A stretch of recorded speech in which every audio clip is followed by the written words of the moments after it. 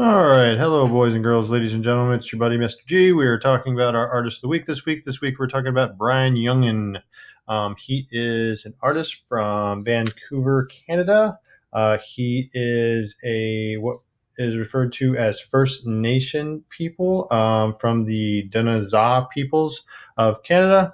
And he does found object art. Found object art is art that is made up of literally things you find around you.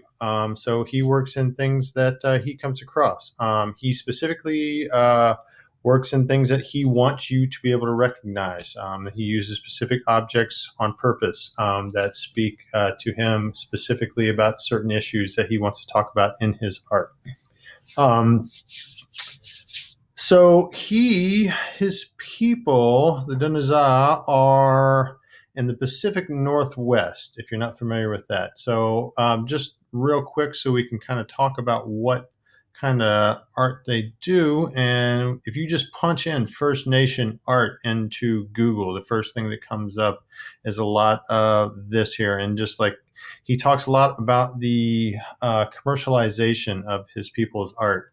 And just like I said, you put in First Nation art into Google, and the first thing that comes up is lots of Pinterest and Etsy and eBay ads and tattoo shops and stuff that have really commercialized this tribal form of art. And I mean, you go halfway down the page before you even come across any like museum or any kind of educational links or anything.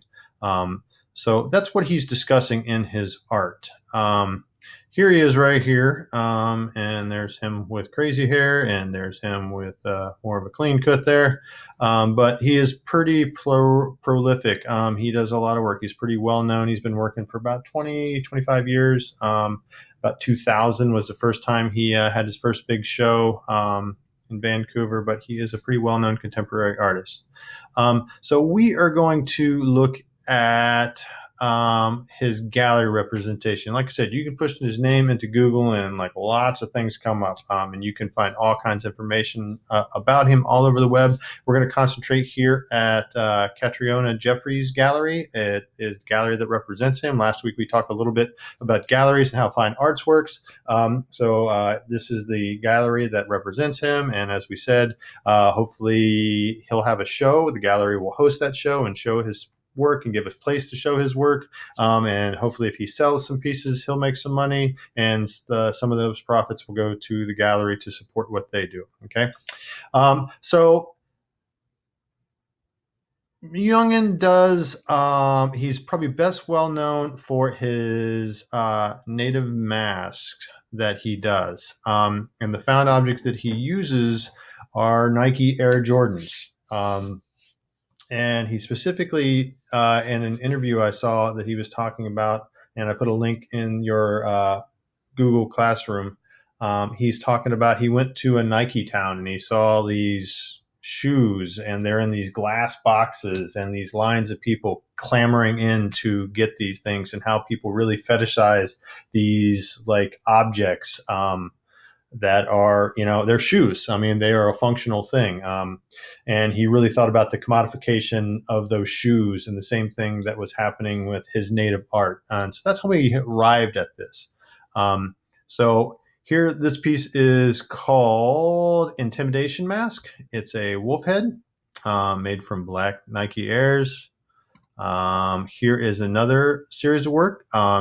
His uncles and grandfather taught him to make native drums in traditional fashion, and these are actually on car fenders on here. He said when he was younger, it was often anytime he made art, there was very few places to like actually put it, because they lived on a ranch and it was all very functional. So he would often use the top of the freezer that they had out in the garage for his surface. So he uses freezers quite often for pedestals. So if you see freezers or cabinets or very common looking objects in his art, that they're there for a reason.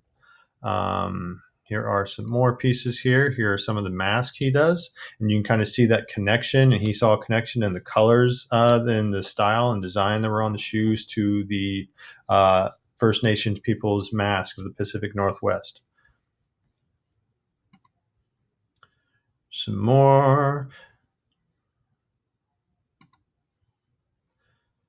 This is called Persuasion Mask, similar to the Intimidation Mask from before.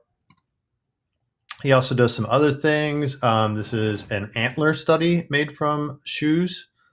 And he also does these. He's done several of these. Now, these are life-size whale sculptures of whale skeletons, and they are actually made, if you look closely, they are made from those cheap resin chairs that everybody has seen out by the trash that always fall apart on you, that you can find anywhere. But again, one of your questions this week, he's using found objects, and the things he is using intentionally. Now, here's a basketball court, and you're looking and you're saying, why would a basketball court have a whole bunch of holes in it? What's the functionality of it? Well, I was like, this is a piece of art, and he's making a statement. These are actually made up of sweatshop tables, and those holes are where the sewing machines would go for these sweatshops tables that he acquired for this life-size basketball court here. And you can see they're supported up on these tables here right there. And there's one more of his tribal masks right there. So this week, I want you to go in and look, and then there's one more piece there. That is a ceremonial outfit made from baseball gloves.